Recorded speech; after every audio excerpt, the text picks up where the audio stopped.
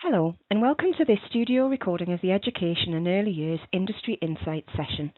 My name is Gemma McGregor, and I'm the Provider Development Officer for the Education and Early Years T-Level at NCFE. Thank you for taking the time to join us. This recording aims to capture the content and activities from the live event, designed to support you with implementing a student-centred assessment approach in your classroom. We hope you find it informative and helpful. Let's get started. We're going to start by outlining our objectives.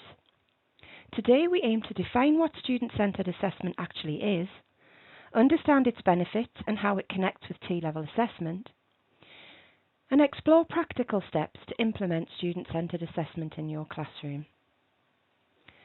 Our goals include helping you understand student-centred assessment as a transformative assessment method. By the end of the session, you should feel equipped to apply strategies that encourage students to be active participants in their learning journey.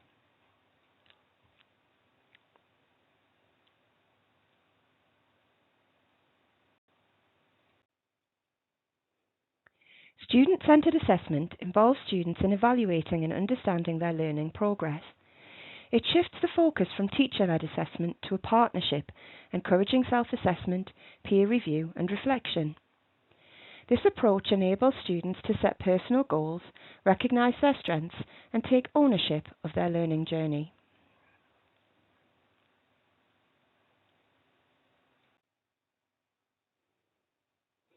Enhance student engagement.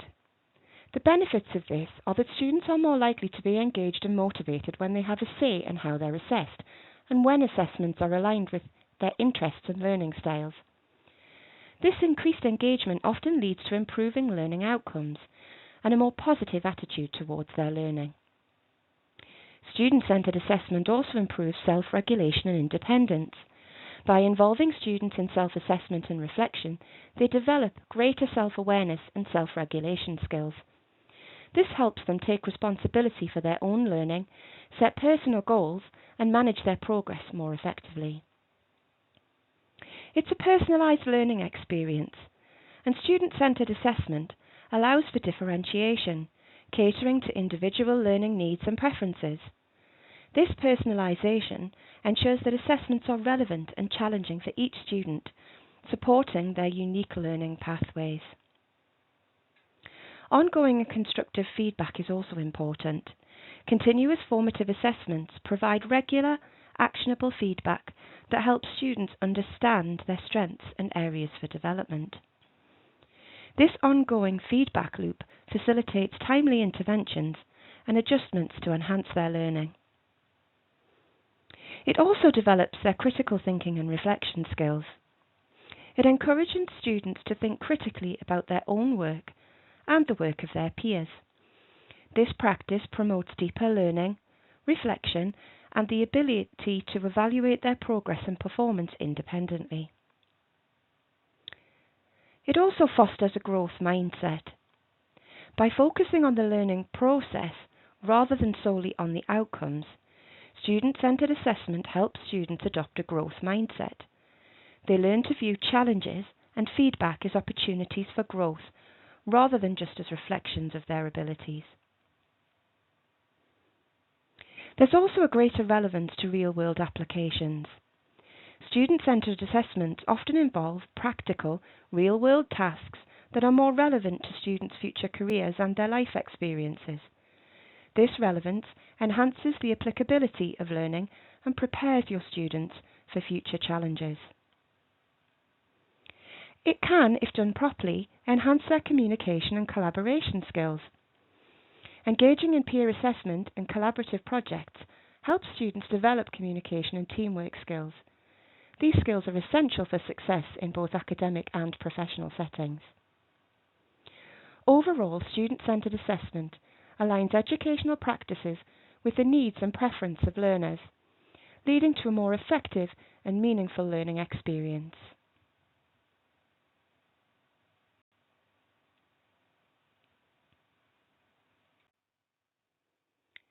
To integrate student-centred assessment, consider involving students in setting assessment criteria, or choosing assessment methods themselves. Practical methods include peer reviews, self-assessment journals, and collaborative goal setting. These strategies align really well with the T-Level's emphasis on developing reflective practitioners, specifically within education and early years.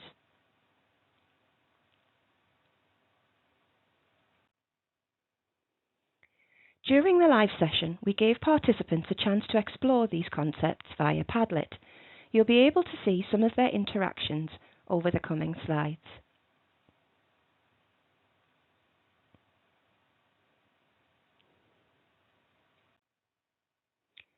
During our live session, many participants shared insightful definitions of student-centered assessment. Common themes included the emphasis on student ownership, self-reflection, and goal setting. Together, these contributions highlighted how student-centered assessment empowers students to engage deeply with their own learning and their own progress.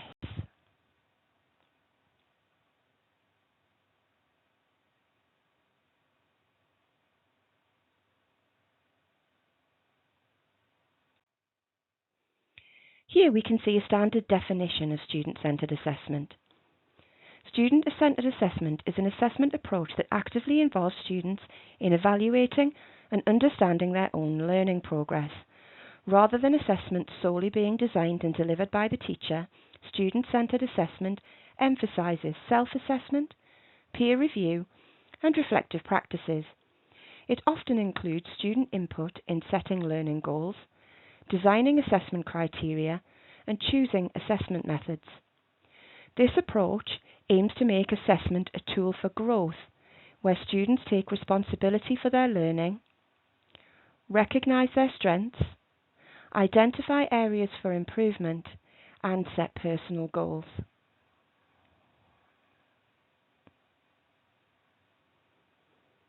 The key words here are around students understanding their own learning process, growth, and responsibilities.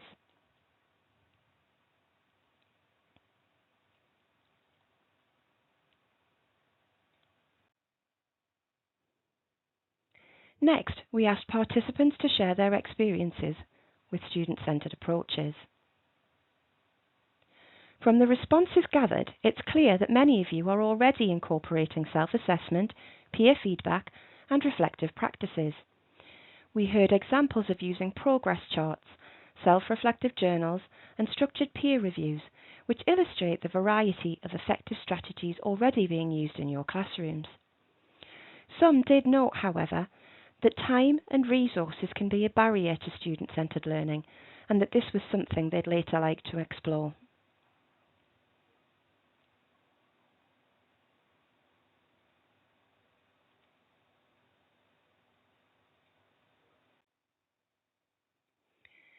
During the live session, some excellent points were raised about the alignment of student-centered assessment with T-level assessment requirements. Observations about how reflective practices and self-assessment align with core exams, the ESP, and occupational specialist assignments highlighted the compatibility of these approaches with the T-level overall. We can see on this slide that for core exams, student-centered assessment promotes critical thinking and self-reflection. These are skills that support assessment readiness. For the ESP, encouraging student choice and including real-world relevance prepares students to align their classwork with workplace and placement expectations. And for OS assignments, self and peer assessments empower students to approach assignments with a professional mindset, preparing them for industry standards.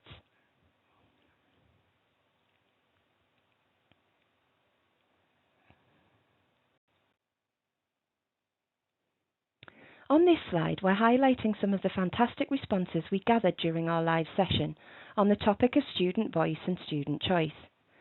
Your input provided a rich array of strategies on how giving students a say in their learning can make assessments more meaningful and personalised. Here are some of the key themes that emerge from your responses. The first was flexible assessment formats. Several participants shared experiences with offering students options as to how they present their knowledge.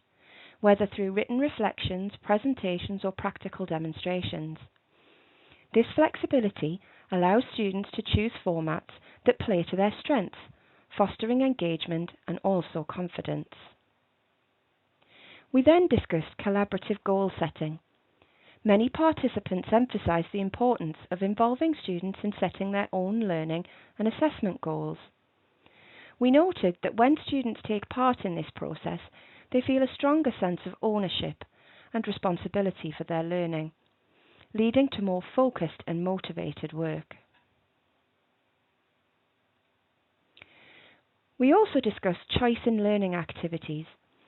Another recurring theme was providing students with options in learning activities, such as project-based learning, self-directed research, or group discussions, allowing students to choose topics or projects that interest them personally can greatly enhance their engagement and make learning more relevant.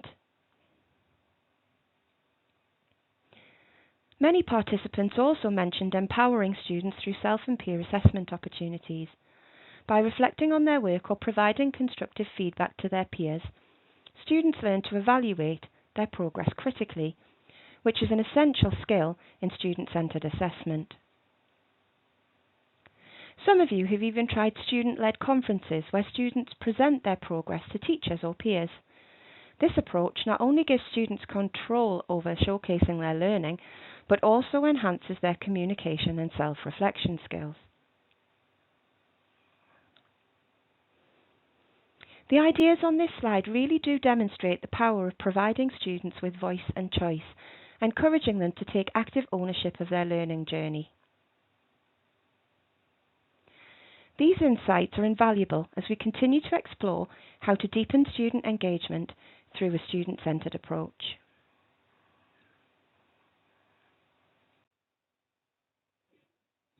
Moving on, let's look at measuring impact and success.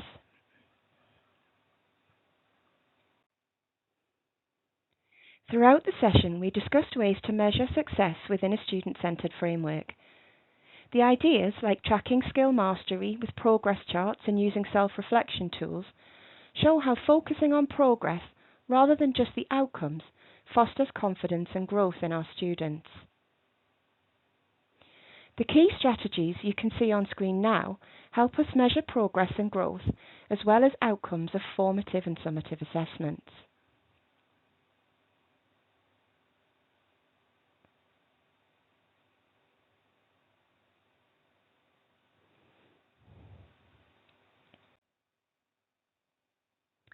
Next, participants were asked to share their perspectives on what success looks like within a student-centred assessment approach. During our live session, we highlighted a range of insightful indicators of success, some of which you can see on screen now. Having fun, students with additional needs being able to complete the work during class time, less anxiety, students becoming more curious, and more active participation were just some of the suggestions. These all came up alongside more traditional success measures, like scoring higher on practice papers, for example.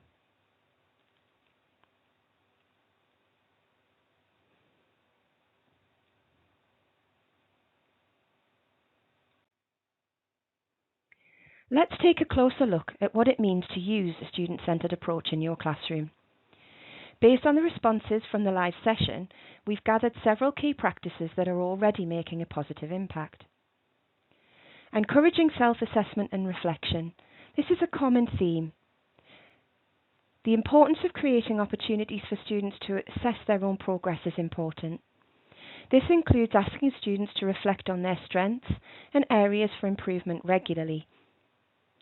Many participants mentioned that by incorporating self-assessment, students gain deeper insights into their learning, allowing them to take ownership and take part in goal setting. Peer feedback is another essential tool. Several people shared examples of structured peer review sessions where students gave constructive feedback to one another. This not only builds a supportive learning community, but it also encourages students to think critically about quality work and how they can apply feedback to their own progress. Progress tracking is also a powerful visual motivator. Many people are already using progress charts or goal setting tools, where students can mark their achievements over time. These tools help students see their growth in specific skills, making it easier for them to celebrate successes, see the distance they've travelled, and stay motivated. Some participants highlighted the benefits of offering students a say in how they're assessed, such as choosing between different project types, presentations, or written work. This flexibility not only makes assessments more engaging, but also lets students play to their strengths and feel more connected to their learning outcomes and the assessment criteria. Finally, we've seen how goal-setting activities can be transformative. When students set their own learning goals, they feel more invested in the process. Many of you shared examples of regular check-ins to revisit these goals, allowing students to adjust their strategies and see tangible progress over time. These approaches, based on comments and feedback in the live session, highlight the real power of a student-centered approach. By placing students at the heart of the assessment process, we're not only enhancing their learning experience, but also building their confidence, resilience, and independence as learners.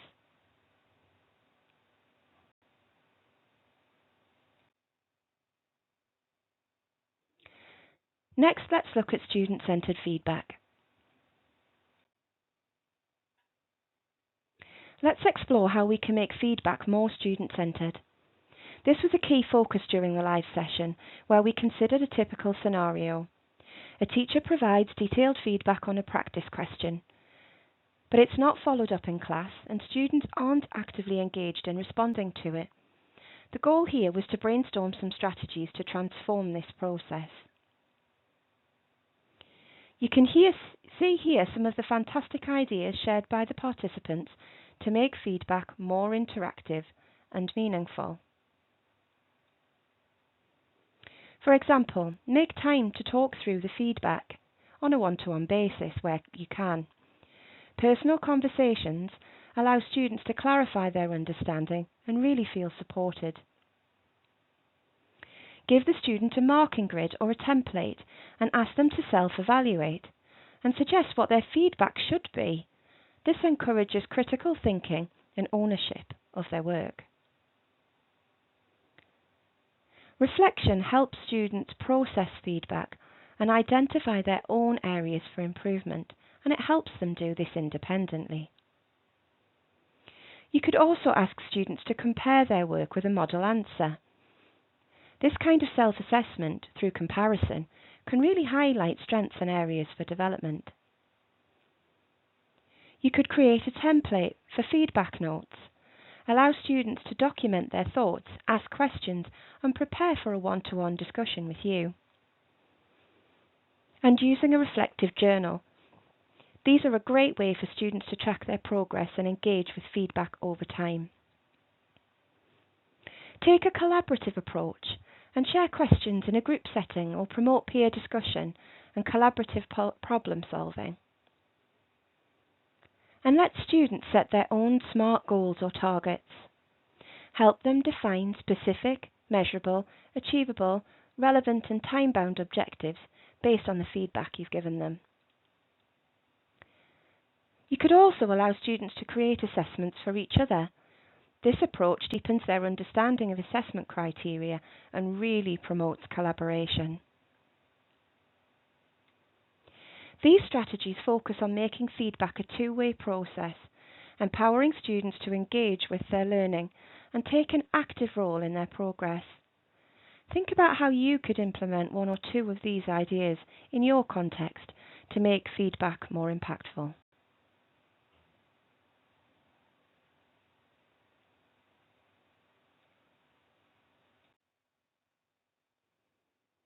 During the live session, we then asked participants to consider what they could adopt moving forward in their own classroom.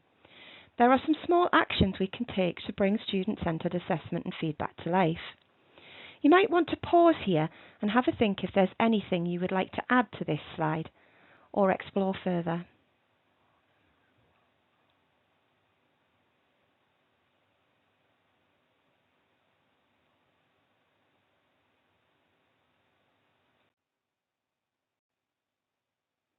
Next, let's look at some strategy swapping.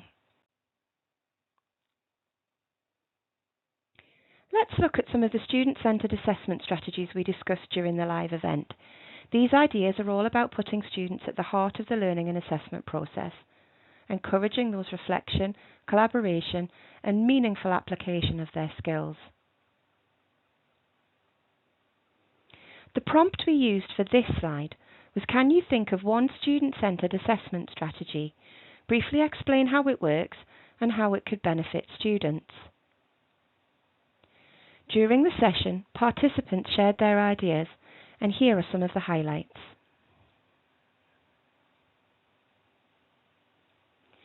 One example shared was peer review, which allows students to engage critically with each other's work. It helps them develop analytical skills and recognise quality in both their own and their peers' efforts. Another idea was having students create assessments for their peers. This approach not only deepens their understanding of the criteria and the assessment specification, but also encourages collaboration. Some participants suggested using feedback from placements to help students reflect on their progress, ensuring feedback is seen as constructive and valuable rather than criticism. This can also help them understand how to use that feedback for both personal and professional growth.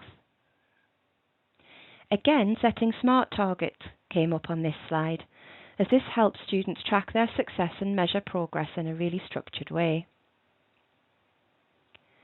Using real-world scenarios from placement experience makes assessments more meaningful and allows students to connect the theory with their own practice. These strategies not only promote deeper engagement, but help students develop skills they can carry forward into their professional practice and in preparation for assignment 2. As you review these ideas, think about how you might adapt them for your students.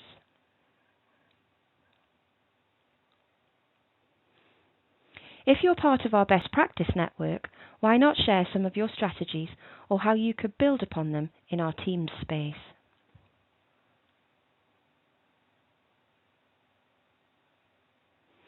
A key point here is to collaborate with your team. That could be assessors, tutors, colleagues in placement, and the students themselves in making your classroom truly student-centred. On this slide, you can see some suggestions of resources that were shared during the live session. Please do visit the description below for any links.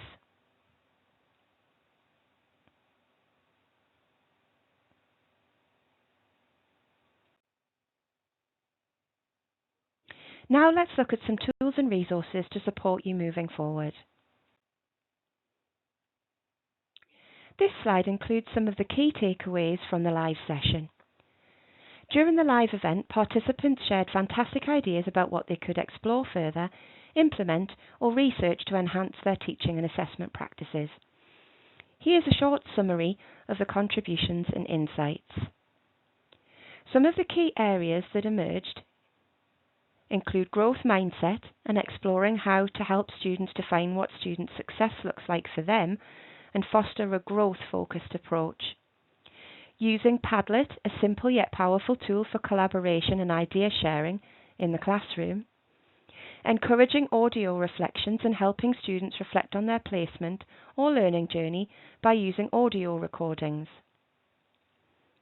Creating student portfolios that document their journey and integrate reflective accounts from placements and classroom activities. And exploring new feedback activities to engage your learners, like using emerging technologies, and investigating how tools like Nearpod, Midjourney, or other AI tools can be explored for feedback and assessment. We also discussed reflective reviews and reviewing specific assessment activities using coaching models like the GROW framework to guide improvement. We also discussed looking at different ways to encourage reflective practice that deepen learning and exploring other reflection models you may not have used before. These ideas reflect a range of creative, practical approaches to making teaching and assessment more impactful for your students. Take a moment here to think about your own key takeaway from watching this recording. What could you research, explore, or implement to support your learners or improve your practice? Do remember that small changes can have a really big impact on your students' success, and let's keep building on these great ideas.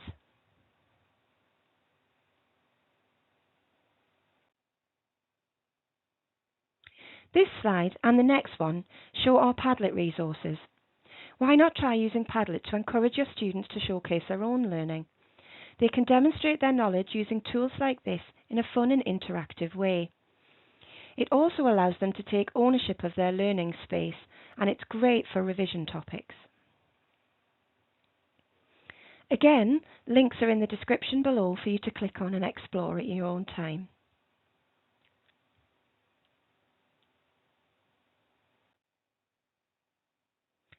Like the previous slide, this one contains a blog post, resources, research and a book recommendation, all in one place. You can visit the links via the description. It's a great way to support your students to plan, organise and share their work, and you can even use it for your team to explore CPD topics.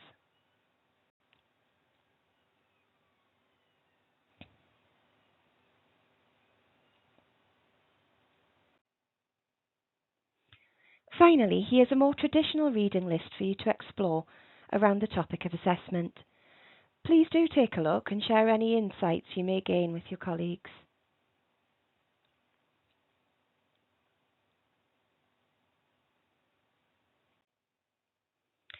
For the last few slides, let's look at some next steps and ongoing support.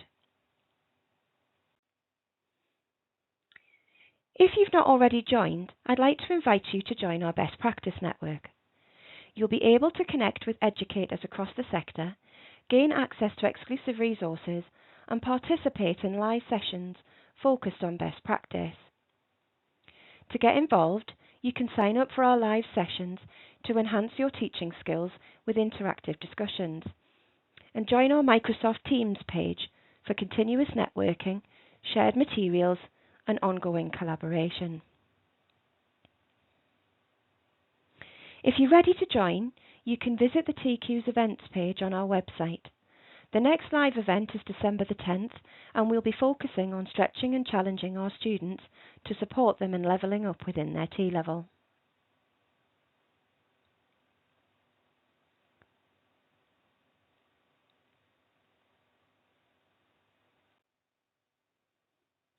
I'd also like to encourage everyone to take advantage of the ongoing support and resources available through our T-level events page. Here you'll find a variety of upcoming events designed specifically to support you in delivering the T-level qualification. These events are opportunities to connect with other people, share best practices and gain some insights on teaching strategies, assessment techniques and student engagement, all tailored to your T-level. You can find the link on our slides or directly through the NCFE website under the Provider Hub. We look forward to seeing you there and continuing this journey together.